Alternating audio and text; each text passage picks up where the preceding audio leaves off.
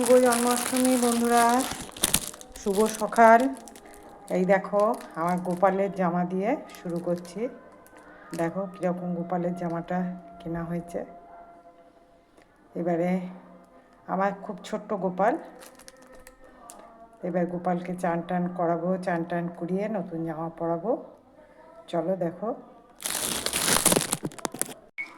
দেখো আমার ছোট্ট গোপাল সিংহাসনে থাকে, আজকে দোলনাতে বসাবো।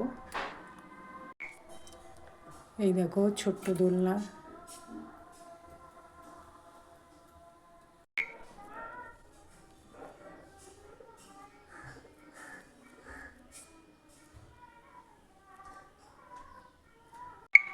দেখো বন্ধুরা, দোলনার থেকে আমি ওকে নামিয়ে দিলাম। কেন নামিয়ে দিলাম? দোলনাতে না জামাটা ঠিক কুকড়ে যাচ্ছে, তাই ওর আসনেই আজকে দিলাম। দেখো এতে ভালো লাগছে না? দেখো আজকে ফুল তো প্রতিদিনই দিই, ফুল আজকেও দেবো, কিন্তু তুলসী পাতা দিয়ে ঠাকুরকে দিলাম।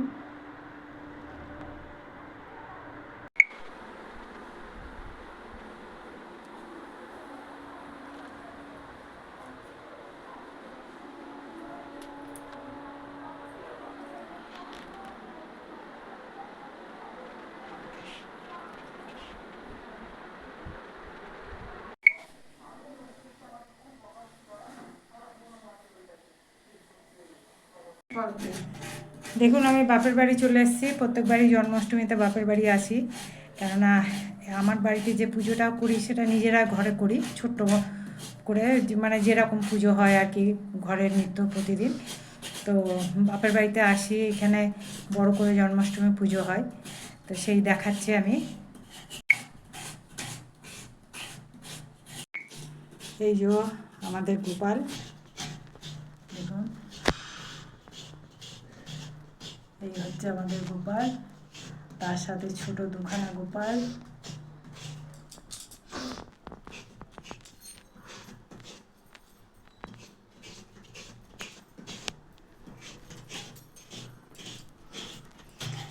মোটামুটি জন্মাষ্টমীর সবই গোপালকে সাজানো হয়ে গেছে, আলপনা দেওয়া হয়ে গেছে, আলপনাটা এখনো শুকায়নি।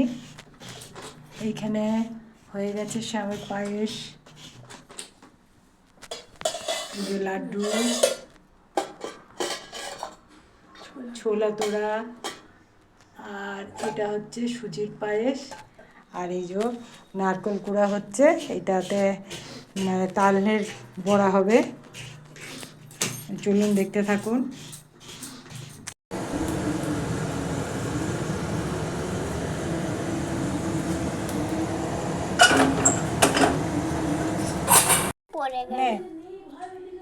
মুকুটটা পড়া।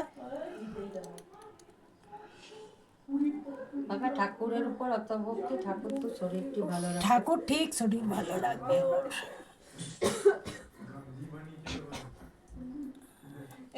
দিদি বাইরে করে উপরে নিচে চতুর্দিন আরো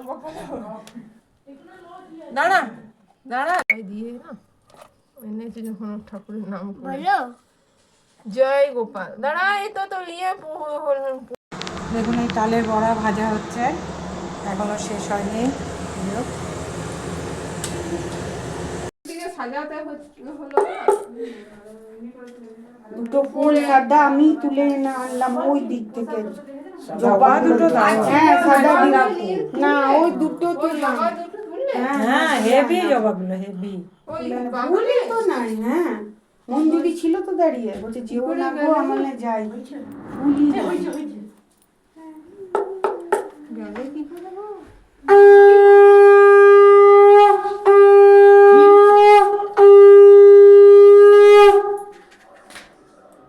নীল জবা হয়ে গেছে। নীল জবা, হ্যাঁ হ্যাঁ।